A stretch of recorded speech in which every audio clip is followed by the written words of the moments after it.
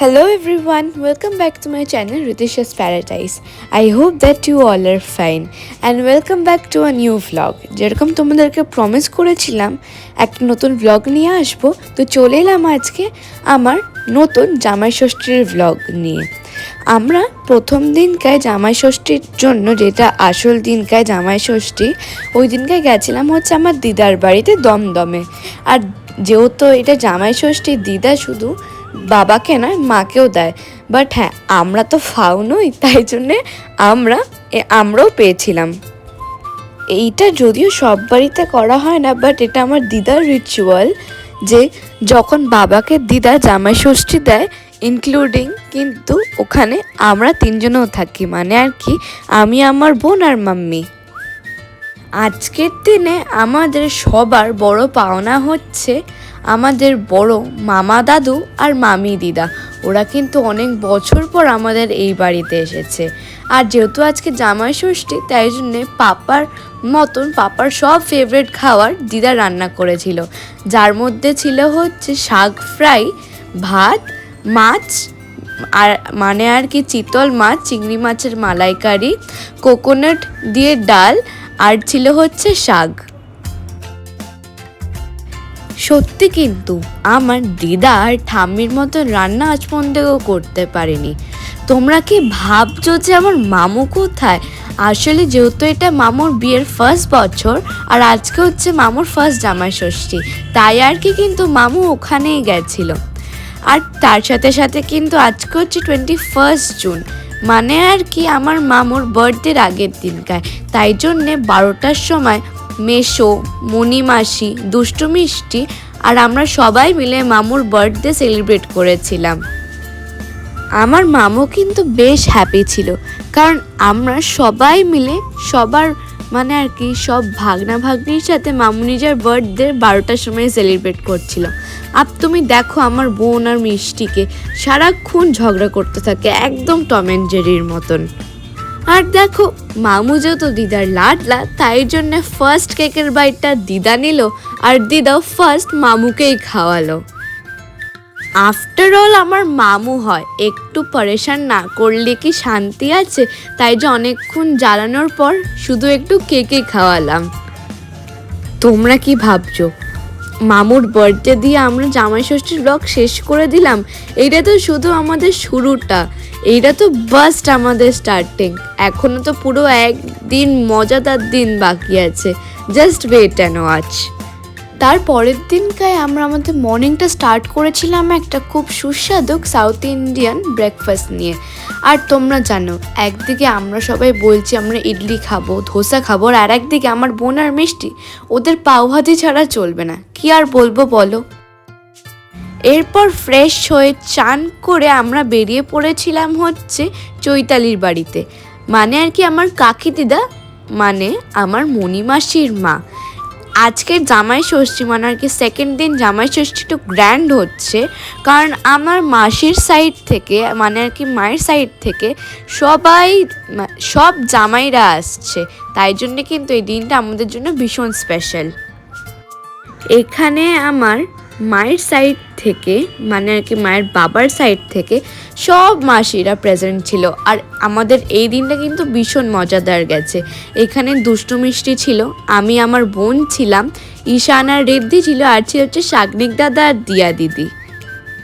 গিয়েই দেখি চৈতালি করছিল হচ্ছে জামাই ষষ্ঠীর সব জামাইয়ের জন্য 56 ভোগ তৈরি করছিল। আর গিয়ে দেখি কতগুলো আইটেমস আমার চৈতালি রান্না করেছে। সত্যি বাবা, এরা সবাই কিছু পারে বটে। যেহেতু অনেক দেরি হয়ে গেছিল, তাই জন্যে আমরা ভাই বোন নিজেদের খিদে না চাপতে পেরে আমরা আগেই জামাইদের আগে বসে গেছিলাম হচ্ছে খেতে। আর হ্যাঁ, জামাইদের আগে কিন্তু 56 ভোগের টেস্ট আমরা করে নিয়েছিলাম। দেখতে দেখতে দেখলাম আমার সবচেয়ে বড় মেশো মানে আর কি উৎপল মেশো, শাগনিক দাদার দিয়া দিদি চলে এলো। তাই জন্য বেশি দেরি না করে আমরা আমাদের খাওয়া শেষ করে সব জামাইরা বসে গেল হচ্ছে নিজেদের 56 ভোগ খাওয়ার জন্য। তারপর আমরা সব ভাই বোনরা মিলে খেললাম, অনেক মজা করলাম আর অনেক কিছু খেললাম। ফার্স্টেই আমরা বসে গেছিলাম হচ্ছে উনো খেলতে। আর হ্যাঁ, আর একদিকে আমার বোন দুষ্টু আর মিষ্টি একদমই উনো খেলতে পারে না, বাট হ্যাঁ নিজেকে জেতানোর জন্য মারপিট বটে ওরা করতে পারে। যেহেতু জামাইদের খাওয়া হয়ে গেছিল, তাই তারপর দিয়া দিদি শাকনিক ডালে লেট করে এসেছিল বলে তাদের সাথে কিন্তু বসে গেছিল হচ্ছে সব বোনরা নিজেদের খাওয়ার জন্য। সব বোনরা বলতে গেলে হচ্ছে আমার মা, সোনি মাসি, ডলি মাসি আর হচ্ছে মণি মাসি। দেখতে দেখতে দেখি বোনরা খাবার খাচ্ছে ঠিক, ওইদিকে দেখি একটা রুমে সব জামাইরি মিলে গল্প করছে। চলো তোমাদেরকে ইন্ট্রোডিউস করে দিই। ইয়েলো টি শার্ট পরে ওইটা হচ্ছে আমার উৎপল মেশো, মানে আর কি সবচেয়ে বড় মেশো। তার পাশে আমার বাবা, তার পাশে হচ্ছে আমাদের রাজা মেশো, আর এই যে শুয়ে আছে এটা হচ্ছে আমার অভিজিৎ মেশো, আর পেছনে ওইটা হচ্ছে আমার সুভাষ মেশো, মানে আর কি ঈশানের বাবা। 56 ভোগ বলছি কারণ আমার চৈতালি অনেক কিছু রান্না করেছিল, যার মধ্যে ছিল হচ্ছে চিতল মাছের মুইঠা, ভাত, আলু ভাজা, মটন কষা, ইলিশ মাছ, আরও অনেক কিছু।